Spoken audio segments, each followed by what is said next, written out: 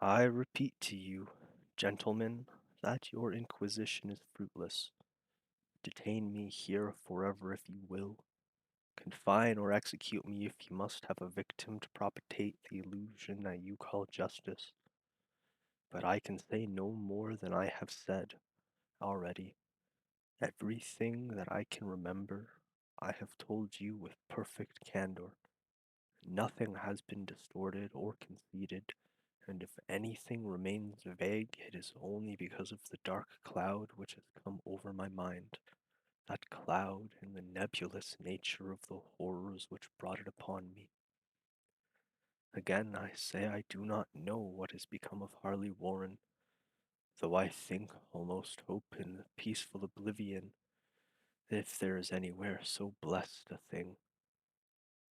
It is true that I have for 5 years been his closest friend, and a partial share of the terrible research into the unknown. I will not deny, though my memory is uncertain and indistinct, this witness of yours may have seen us together, as he says, on the Gainesville pike, walking towards Big Cypress Swamp at 11:30 on that awful night.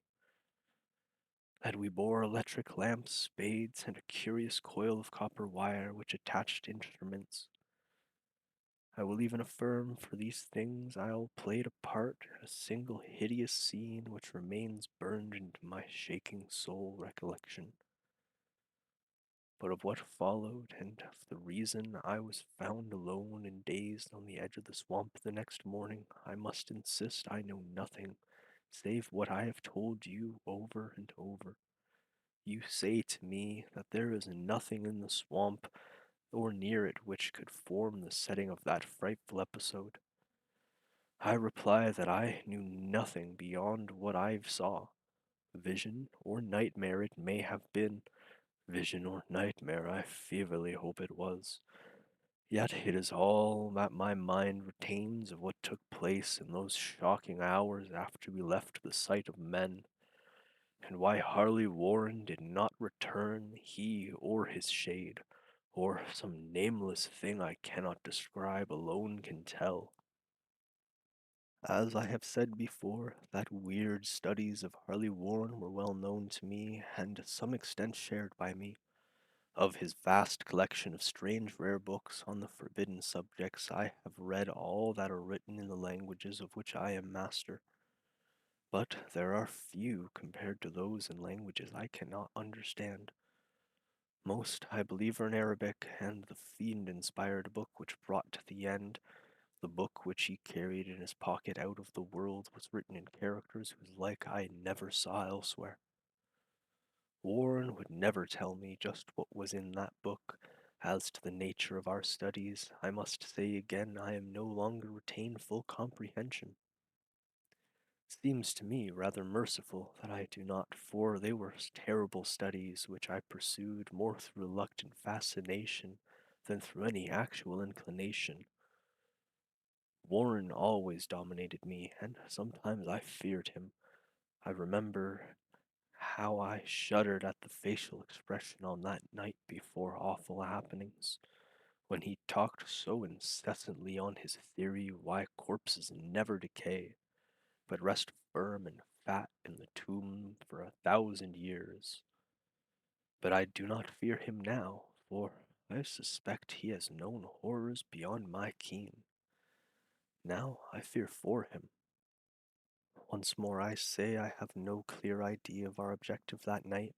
Certainly it had much to do with something in the book of which Warren carried with him, that ancient book in uncipherable characters which had come to him from India a month before, but I swear I do not know what it was that we expected to find. Your witness says he saw us at 11:30 on the Gainesville pike headed for Big Cypress Swamp. This is probably true, but I have no distinct memory of it. The picture seared into my soul is one of scene only, and the hour must have been long past midnight, for a waning crescent moon was high in the vaporous heavens. The place was an ancient cemetery, so ancient that I trembled at the manifold signs of immemorial years. It was deep in a damp hollow overgrown with rank grass, moss, and curious creeping weeds, and filled with the vague stench which my ideal fancy associated absurdly with rotting stone. On every hand there were signs of neglect and decrepitude, and it seemed haunted by the notion that Warren and I were the first living creatures to invade a lethal silence of centuries. Over the valley's rim, a wan, waning crescent moon peered through the noisome vapors that seemed to emanate from an unheard of catacombs, and by its feeble, wavering beams I could distinguish a repellent array of antique slabs, urns, cenotaph, and mausoleum facades, all crumbling, moss-grown, and moisture-stained, and partially concealed by the gross luxuriance of unhealthy vegetation. My first vivid impression of my own presence in this terrible necropolis concerns the act of pausing with Warren before a certain half-obliterated sepulchre, and of throwing down some burdens which we seemed to have been carrying. I now observed that I had with me an electric lantern and two spades, whilst my companion was supplied with a similar lantern and a portable telephone outfit. No word was uttered for the spot, and the task seemed known to us, and without delay we seized our spades and commenced to clear away the grass, weeds, and drifted earth from the flat archaic monument. After uncovering the entire surface, which consisted of three immense granite slabs, we stepped back some distance to survey the carnal scene, and Warren appeared to make some mental calculations. Then he returned to the sepulchre, and using his spade as a lever, sought to pry up the slab lying nearest to a stony ruin, which may have been a monument in his day, but he did not succeed, and motioned to me to come to his assistance. Finally, our combined strength loosened the stone, which we raised and tipped to one side. The removal of the slab revealed a black aperture from which rushed an effluent miasmal gases so nauseous that we stand back in horror. After an interval, however, we approached the pit again, and found the exhalations less unbearable. Our lanterns disclosed the top of a flight of stony steps, dripping with some detestable ichor from the inner earth, and bordered by moist walls encrusted with nitre. And now, for the first time, my memory records a verbal discourse. Warren, addressing me at length in his mellowy tenor voice, a voice so singularly unperturbed by our awesome surroundings. "I am sorry to have to ask you to stay on the surface," he said, "but it would be a crime to let you with your fragile nerves go down there. You can't imagine, even from what you have read and from what I have told you, the things I shall have to see and do. It's fiendish work, Carter, and I doubt if any man without ironclad sensibilities could even see it through and come up alive and sane. I don't wish to offend you, and heaven knows I'd be glad enough to have you with me, but the responsibility is in a certain sense mine, and I couldn't drag a bundle of nerves like you down to a probable death or madness. I tell you, you can't imagine the thing is really like, but I promise to keep you informed over the telephone of every moment.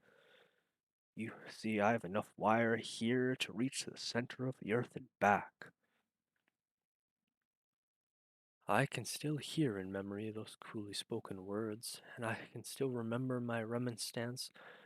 I seemed desperately anxious to accompany my friend into those sepulchral depths, yet he proved inflexibly obstinate, and one time he threatened to abandon the expedition if I remained insistent, a threat which proved effective since he alone held the key to the thing. All this I still remember, though I no longer know what manner of thing we sought. After he had obtained my reluctant acquiescence in his design, Warren picked up the reel of wire, adjusted the instruments.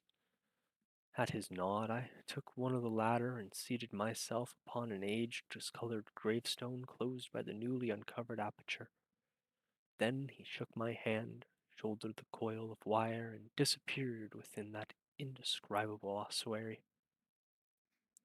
For a minute I kept sight of the glow of his lantern and heard the rustle of the wire as he laid it down after him, but the glow soon disappeared abruptly, as if a turn in the stony staircase had been encountered, and the sound died away almost as quickly. I was alone, yet bound to the unknown depths by those magic strands whose insulated surface lay green beneath the struggling beams of that waning crescent moon. I constantly consulted my watch as the light of my electric lamp, and listened with feverish anxiety at the receiver for the telephone. For more than a quarter of an hour, heard nothing. Then a faint click came from the instrument, and I called down to my friend in a tense voice. Apprehensive as I was nevertheless unprepared for the words which came from that uncanny vault in the accents more alarmed and quivering than I had ever heard from Harvey Warren. He, who had so calmly left me a while previously, now called from below in the shaky whispers more pretentious than the loudest shriek. God, if you could see what I'm seeing! I could not answer, speechless. I could only wait. Then came the frenzied tones again. Carter, it's terrible, monstrous, unbelievable. This time my voice did not fail me, and I poured into the transmitter a flood of excited questions. Terrified, I continued to repeat, Warren, what is it? What is it? Once more came the voice of my friend, still hoarse with fear and now apparently tinged with despair. I can't tell you, Carter. It's too utterly beyond thought. I dare not tell you. No man could know it and live. Great God, I never dreamt of this. Stillness again, save for my now incoherent torrent of shuddering inquiry. Then the voice of Warren in a pitch of wild concern. Carter, for the love of God, put the slab back and get out of here if you can. Quick, leave me. Make for the outside, it's your only chance. Do as I say and don't ask me to explain. I heard, yet was only able to repeat my frantic questions. Around me were the tombs and the darkness and the shadows. Below me some peril beyond the radius of human imagination. But my friend was in greater danger than I, and though my fear, I felt vague resentment that he should deem me capable of deserting him in such circumstances. More clicking, and after a pause, a piteous cry from Warren. Beat it, for God's sake, put back the cable and beat it, Carter. Something in the boyish slang of my evidently stricken companion unleashed the hostilities. I formed and shouted a resolution, Warren, brace up, I'm coming down. But at this offer, the tone of my otter changed to a scream of utter despair. Don't, you can't understand. It's too late, and it's my fault. Put back the slab and run. There's nothing else you can or anyone can do now. The tone changed again, this time acquiring a softer quality as hopelessness, resignation. Yet it remained tense through the anxiety for me. Quick, before it's too late. I tried not to heed him. I tried to break through the paralysis which held me. Still, insert the chains of stark horror. Carter, hurry up. It's no use. You must go. Better one than two. The slab. A pause, more clicking, then faint voice of Warren. Nearly over now. Don't make it harder. Cover up those damned steps and run for your life. You're losing time. So long, Carter. I won't see you again. Here, Warren's whispers swelled into a cry that gradually rose to the shrieking fraught with the horror of the ages.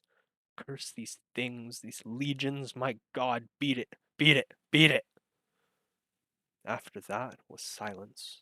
I know not how many intermental eons I sat stupefied, whispering, muttering, calling, screaming into that telephone over and over again through those eons.